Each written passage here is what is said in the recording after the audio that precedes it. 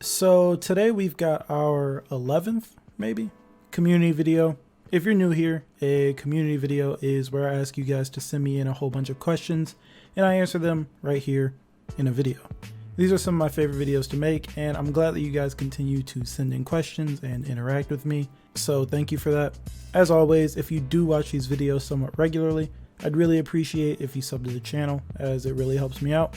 Now let's not waste any more time and get right into it. Alright, so starting things off, as Stursa says, people need to stop asking for minion killing animations. It's annoying and outdated. Some animations provided a significant drawback or advantage, and most times people didn't even use them. They're a waste of resources that could have otherwise been used to improve the game in a million different ways that are actually fundamental other than looking cool. You know, I see where you're coming from. Minion kill animations didn't provide much from a gameplay perspective. Some heroes had slower clears than others, and removing them didn't take away your ability to clear B outright. And it is true that Ubi could use the time and effort creating new minion kill animations for the 8 heroes that don't have any somewhere else, even if we don't know where those resources could have went. But despite the animations not being totally balanced, I think we can all agree that they were cool and that a lot of people did use them. You're not going to use them if you're fighting on B against other heroes, but if you're alone farming mid or something, you'd probably use them instead of locking on and attacking. There is a reason a lot of people want them back. They made these heroes seem more badass and made them feel more like legendary warriors that these minions would be lucky to be killed by. I've talked about minion kill animations before a few times on this channel and why I like them so much, so I won't talk about it much here, but there are so many people who couldn't care any less about balance. They're here to turn on For Honor and try to immerse themselves into this unique world, or just enjoy what this game has to offer from a design standpoint rather than what this game has to offer competitively. Next up, Black Ace 77 says, do you like the current revenge system or would you change it again? I feel like it doesn't work sometimes or some people abuse it. Like, what if you passively gained revenge for enemies fainting toward you, but they have to actually attack you to activate it? Revenge definitely isn't perfect, but I prefer how it is now to how it was before. Removing revenge gain in 1v1s made playing Dominion a lot more enjoyable. It feels weird to even think about someone gaining revenge in a 1v1 nowadays. And when the revenge tags are working, I don't have any complaints about revenge. I'm not a big fan of passively gaining revenge from feints. I don't want to nerf feinting in any way, and I'd feel as though I was just wasting my time by even trying to mess with my opponent's indicators by feinting. I'd rather just go for chip damage and risk being parried at that point. I think that would make getting revenge too easy, and it'd give the attackers, who are supposed to have the advantage in a 2v1 or more situation, a tougher time eliminating their opponent. But yeah, right now, I'm alright with the revenge system. Mop says, devs tend to implement fast-paced combat, like making lights faster, reducing stamina costs, and decreasing punishes. Do you think that eventually the majority of players will start calling For Honor a slasher rather than a fighter? Do you approve of this direction that the devs are pushing? And since they're pushing attack meta, how do you feel about Yorm's place in the meta, as he is the only character who can pretty much slow down fights due to his kit? I don't think For Honor will be called a slasher anytime soon. When I think of slashers, I think of games like Devil May Cry, the Warriors franchise, God of War, Bayonetta, things like that. I wouldn't call For Honor a hack and slash game per se. I don't think it's fast enough or share enough traits with actual hack and slash games to be called that, even if it is a third-person melee-oriented game. I think the Art of Battle system sets itself apart from those other games. Anyways, I do like the faster direction. It's something I've wanted for a while, as I've been playing on PC for a while now, and things just don't land as often.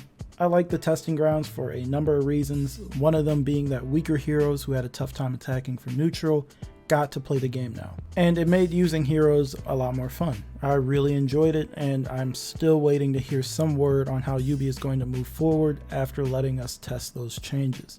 As for Yorm, I still believe he needs work. I'm not a fan of him slowing down fights at all. I've been playing a few more matches with Yorm recently, and I still do have some fun with him. But I'd love if Ubi shifted away from Yorm being a quote stamina monster and looked into some of the really fun suggestions I've seen thrown around when it comes to improving Yorm and making him more tolerable to go up against. Assassin0257 says, when will For Honor get an actual realistic setting? All heroes die in one hit, but attacks are slowed down. However, once you die, you must find a new lobby or match. Up until now, I've been wantless, but with the game how it is now, we can't even die right. This gives me conniptions, holy shit. Sorry for ranting. No need to apologize for ranting. I've searched for a while now and can't find anything on it, but I remember something about how this game was going to be more grueling at one point, and that you die in 2 or 3 attacks with combat being slower. Take that with a grain of salt though, because I can't find a source. Anyways, I don't see this ever happening. I'm not really sure how Ubi would implement something like this. For the start of games to last longer than 30 seconds and not be a 1v1 at the very end, they need to do things like a 50v50, and if they were to do that, I still don't think they do one-hit kills. I don't even think For Honor could handle having 100 people in the same game, and if it could, targeting who you'd want to target would be near impossible. Bash heroes would end up being gods amongst men, while heroes who struggle to open would be worthless. Target swapped unblockables would be the fate of many. This combat system just wasn't designed with the intent of one-hit kills. If all the attacks are much slower, I'm not really sure who would get hit by them. I can't imagine For Honor heading in a slower, more realistic setting without massive changes to the art of battle. Changes to the point where you could only call this game For Honor in name. I don't think what you're asking for is outside the realm of possibility though. There have been games that have implemented the hardcore one life back to the lobby thing. I just can't see it happening with For Honor is all. Navern says, why the hell can we guard break minions? What is the point? Every time I'm in a fight in the middle of a minion point and do a guard break, it guard breaks a minion instead of my opponent and I get punished with a high damage attack. This still happens even if I'm locked on. So you're telling me that you don't like throwing minions into the lava pits and hammers on Forge? Honestly, I question why we can guard break minions every time I end up getting slapped due to it. I mean, sure, you can throw them around and whatnot, but I think one of the reasons you can still guard break them is to make fighting in the minion lane less safe. Or maybe I'm overthinking it. I wouldn't be annoyed if they removed the ability to guard break them. I wouldn't be able to toss them with Shigoki's Demon Ball anymore, but if it saves me from eating a 40 damage heavy, I'm okay with that. Maybe it was just the way the game was made. Maybe they can change it but choose not to make minions feel like they're doing more than just being farmed or chipping away at your health or interrupting finishers. I'm not really sure. Next up, Larry Casterton says, what would you like to see in a new character, whether it be something small or aesthetic wise, or a completely new mechanic like Blackbriar's Flip? I'm all for new mechanics, Larry. Anytime anything new is added, it makes my day, because I really like change when it comes to For Honor, probably because I play it so much. But honestly, all I can really ask for out of whatever new hero is added is a unique playstyle and a sizable kit. I want to see more heroes have access to more things. I feel like some heroes just don't have enough to do while fighting, and it makes playing with them feel pretty old. One of the reasons I've been using Shaman so much is because she has so many things she can do. I'm not a huge fan of Reflex Guard, but I'll put up with it. A bash from forward dodge or back dodge, multi-directional forward or back dodge heavies, crazy good side dodge heavy, fast soft feint, chain to blockable, multi-hit feintable or soft feintable zone, a special attack with a prerequisite, and more. I like being able to do stuff. Every time a new hero releases, I hope that they have a lot of stuff to do. The way they look, their style and design does matter to me. I'll play a hero that isn't great because of the way they look, but I'll also play a hero that I don't really like stylistically if they have a lot of things they can do combat wise. Lastly, Inevitability says, am I the only one dissatisfied with the direction For Honor is going? It used to go for more historical accuracy to some extent, but now it seems to have completely embraced the more fantasy style. Personally, I prefer the more realistic aspect, and I'm sure I'm not alone in this. What do you think? I see this question arise almost every time I make one of these videos. I don't know how many of these I've made, but I see this one a lot. I actually talked about this somewhat recently in a video, and trust me, I do get where you're coming from. You go from looking at this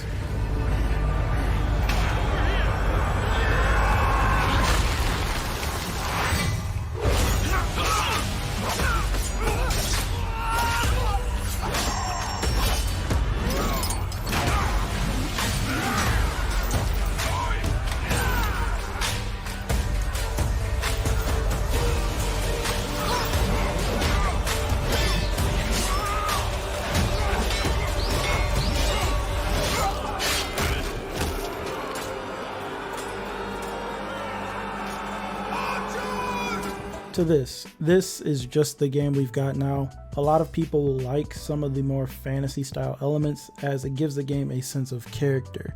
After I posted my last video, I started to think about how For Honor would have turned out if it abandoned all these sillier elements and stuck to being a game that took itself more seriously and grounded itself in reality from a cosmetic standpoint, and I couldn't really picture it. If you've got any ideas on how they handled things like emotes or events or even effects, feel free to let me know. Anyways, that's all I've got for this video. It's been a while. I feel like I haven't made a video in forever. I'm not sure if I'll do a part 2 yet because I want to release the unpopular opinions video soon. Anyways, I do want to know what you guys think, so be sure to talk to me down in the comments about anything we talked about in this video. And as always, if you liked the video, feel free to leave a like and sub if you're new, and I will talk to you guys in the next video.